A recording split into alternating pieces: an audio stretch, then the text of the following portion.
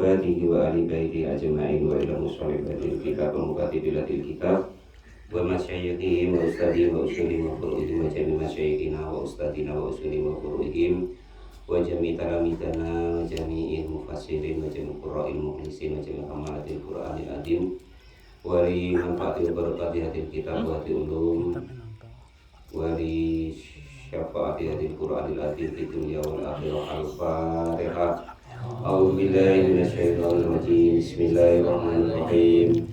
Alhamdulillahirabbil alamin arrahmanir rahim maliki yaumiddin. Iyyaka na'budu wa iyyaka nasta'in. Ihdinas siratal mustaqim. Siratal ladzina an'amta 'alaihim ghairil maghdubi 'alaihim waladdallin. Bismillahirrahmanirrahim. Qala al-mu'allif rahimahullah wa nafa'ana wa nafa'ani bi ulumihi fid dharain amin ya rabbal alamin. Qala Allah ta'ala fil Qur'anil azim surat Al-Maidah ayat 29 Al-Maidah surat Ali Imran ayat 29. A'udzu billahi minasy syaithanir rajim.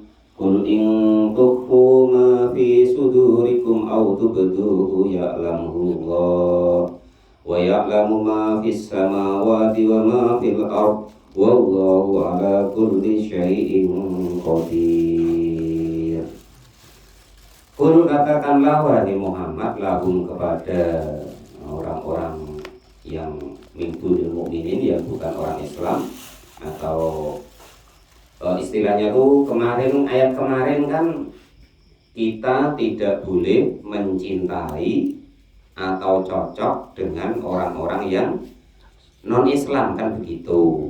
Nah, terus ayat ini itu menjelaskan walaupun kamu katanya tuh ngomong tidak cocok, tapi ibaratnya kalau hatimu masih ibaratnya itu setuju dengan gawe-gawe dia bahwa Tuhan dia tiga segala macam, yaitu Allah nanti tahu maksudnya ayat ini begitu.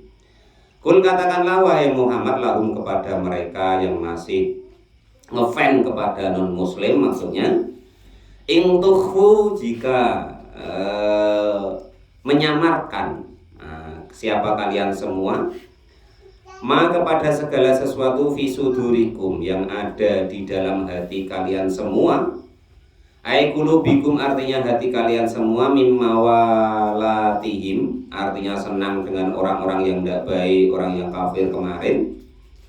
Autobahdu atau menyimpan siapa kalian semua atau menampakkan siapa kalian semua kepada ngefanmu atau kecintaanmu tadi. Aitatharu artinya menampakkan siapa kalian semua. Ya'lam maka akan tahu kepada yang kamu simpan atau kamu nampakkan tadi siapa Allah subhanahu wa ta'ala. Jadi andekan kok kita tuh istilahnya tuh icek-icek gitu loh ya. Wah, adik Latif kok ceramah dewek itu macam mana? Tunggu dulu Bapak ngaji dulu ya. Biasanya tidur sore kok tidak tidur sore. Nah, jadi intinya begini. Apa yang kita itu icek-icek memang meninggalkan non muslim, cinta ngefan dengan dia atau tidak, atau kita terang-terangan, itu tetap Allah itu tahu. Intinya begitulah. Nah, penjelasannya nanti di apa sendiri. Nah, itu ya.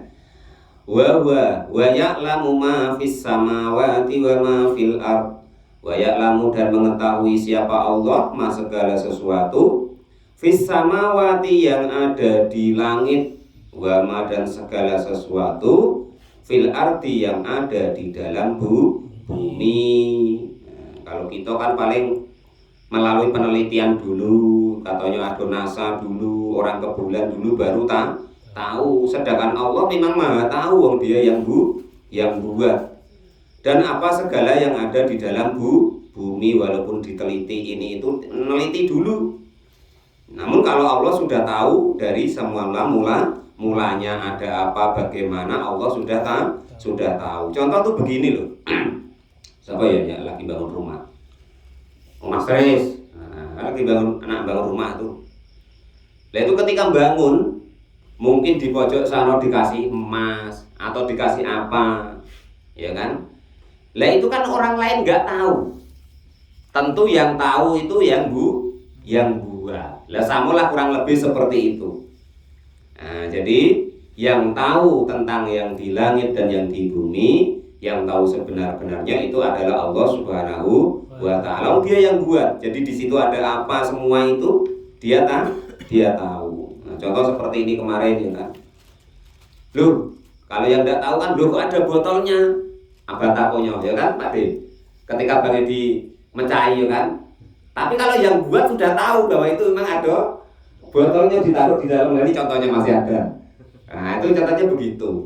Dan begitulah Allah itu karena yang buat. Jadi Allah Maha tahu apa yang dia buat itu. Dan sudah didesain, direncanakan ibaratnya dari mulai awal, mulai nak dibuat.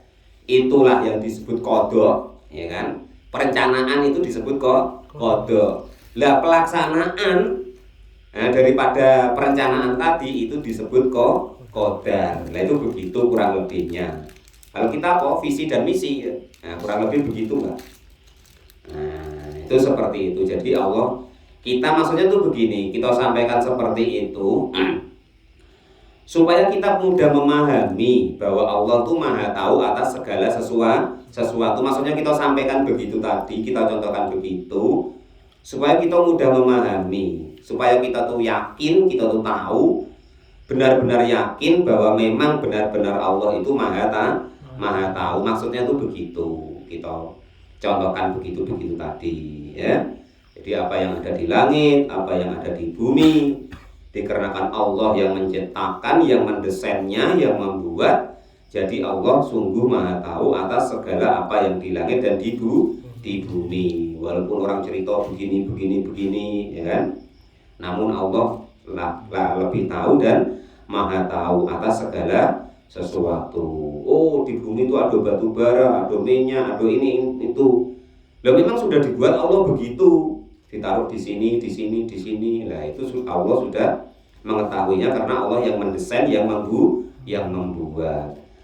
Wallahu ala kulli syai'in qadir. Ya, ini yang untuk ditanam di dalam hati bahwasanya Allah itu dan adapun Allah, wallahu dan adapun Allah ala kulli syai'in atas segala sesuatu apapun itu. Jadi selain Allah itu syai' namanya. Nah, makanya kalau Pak Topik ada Fadruah ya kan, syai'ulillahi lahul fatihah itu ya kan. Lah itu sebenarnya kita itu gambaran Nabi itu istilahnya itu kan ada hadisnya Bang Dori. Ana syai'un lillah, saya sesuatu dari Allah. Artinya tuh selain Allah tuh syai' atau sesuatu. Lah maka ditiru kita itu Pak. Syai'ulillahi lahul fatihah. Nah, karena walaupun itu apa namanya mayit, walaupun itu orang hidup, walaupun benda apapun, walaupun kita itu namanya syai' atau sesuatu. Lah atas segala sesuatu itu tadi Allah tuh qadirun, dat yang maha kuasa. Artinya tuh terserah dia, terserah Allah Subhanahu wa Ta'ala. Walaupun menurut kita tuh tidak mungkin, ya kan, kalau Allah tuh berkehendak ya mungkin. Kok segala sesuatu tuh begitu. Kalau kita tengok orang gila itu, ya kan, sungguh maha besar Allah. Makannya loh dari sisa-sisa, kadang basi-basi segala macam. Lele sehat wae. Kalau masalah tubuhnya loh ya. Yang enggak sehat itu kan otaknya tadi atau akalnya. Tapi kalau tubuhnya sehat wae, berjalan santai wae. Padahal tak makan tidak ya kan. Lo tidur di kolong-kolong di pinggir jalan santai wae. Itu atas kuasanya Allah Subhanahu wa Ta'ala. Kadang kita malah kalah. Lah kita kerja dikit wae. Wah, ngapa lemes, belum sarapan. Loh dia santai wae jalan. Qala mu'alif rahimahullah wa nafa'ani bil fidarni amin ya rabbal. Jadi yang harus ditanam dalam hati, kita tanamkan, kita patokkan dalam hati kita bahwa Allah itu maha kuasa. Apapun itu kalau Allah berkehendak ya terjadi. Kalau itu Allah tidak berkehendak ya tidak terjadi. Lah intinya seperti itu. Walaupun mungkin dalam adat kebiasaan kita kalau tidak makan ya lemes. Hakikatnya yang memberi makan atau membahagiakan atau mengenyangkan itu Allah. Tapi walaupun memakai sebab kita makan, kita minum. Nah itu begitu. Makanya supaya itu tambah, supaya hati keyakinan kita itu tidak menurut ulama itu supaya tidak syirik bahwa oh ini gara-gara makan terus kenyang. Nah supaya tidak seperti itu, maka walaupun sunnah itu usahakan kita baca Bismillahirrahmanirrahim, atau kalau menurut riwayatnya ya Bismillahi, asal mau makan, asal mau minum, atau asal mau apa saja, mau minum obat ya Bismillahi atau Bismillahirrahmanirrahim. Nah itu begitu supaya apa, adat-adat kebiasaan yang seolah-olah kita kenyang tadi dari makan itu sudah tambar atau sudah terwakili bahwa atas namanya Allah Subhanahu wa Ta'ala. Itu kalau di hadis riwayatnya itu Bismillahi loh Pak Topik ya, tidak Bismillahirrahmanirrahim loh. Tapi Pak kalau kita Bismillahirrahmanirrahim ya tidak apa-apa. Nah, namanya tasmiyah itu bebas Bismillahirrahmanirrahim, atau Pak Topik tambahi Bismillahi la yadurru ma syai'in ma'asmuhu syai'un fis samawati wa ma fil ardh, terserah. Pokoknya yang seperti itu namanya tasmiyah. Kalau ya Allah mabarik lana itu Pak yang kita hafal terus itu sebenarnya doa untuk segala apapun andaikan kita itu menerima rizki. Apapun keadaannya kok kita dapat rizki, itu doanya Allahumma barik lana fi ma razaqtana wa qina adzabannar. Itu sebenarnya begitu. Karena makan itu termasuk mendapat rezeki dari Allah, ya ulama kita ngajari setiap mau makan Allahumma barik lana. Lah itu loh Pak Taufik, sebenarnya urusannya itu begitu. Jangan sampai kita nanti, ini kita jelaskan dari awalnya gitu, ya kan? Lupa kita cari dalilnya kok nggak ada. Mau makan tuh kok Allahumma barik lana, ya memang nggak ketemu Pak. Yang ketemu setiap mau makan tuh ya Bismillahi, itu kalau hadis aslinya. Ya, kalau kita itu disebut nama para ulama tasmiyah atau menamakan Allah atau atas nama Allah. Lah tasmiyah itu nanti baru beda-beda tadi, ada Bismillahi, ada Bismillahirrahmanirrahim, ada yang saya sebut tadi. Kalau kata Kang Deddy itu kalau di tempat sepi itu kan Bismillahi la yadurru ma'asmuhu syai'un ma fis samawati wa ma fil ardh itu. Wah itu kan itu. Hafalnya Pak Topik ya, kan di kebon ya itu biasanya. Dan lain-lain. Nah itu seperti itu. Ada lagi Bismillahi min Sulaiman apa itu. Nah itu seperti itu Pak ya. Nah itu namanya tasmiyah atau penyebutan nama Allah Subhanahu wa Ta'ala. Lah terus aslinya Allahumma barik lana fima razaqtana tadi itu setiap kita mendapatkan rizki. Yang penting kita tahu dulu Pak Topik. Ya kan, penting tahu dulu oh begitu aslinya. Lah gitu loh. Lah terserah nanti umpomo, nah nerap-nerapkan dikit umpomo kan. Ya, Pak Topik dapat istri, alhamdulillah Allahumma barik lana. Ya udah apa? Nah itu maksudnya begitu. Lah Bapak bisa kok orang heran, Pak itu kan doa mau makan. Oh, kalau pas aku ngaji kemarin itu doa setiap kita dapat rizki, waktu dapat istri ya Allahumma barik lana berarti boleh loh, maksudnya begitu loh. Biar tidak heran mendapat nikmat apa saja itu salah satu doanya itu Allahumma barik lana. Enggak kok nak makan wae, cuman karena makan itu salah satu Allah memberi rezeki kepada kita.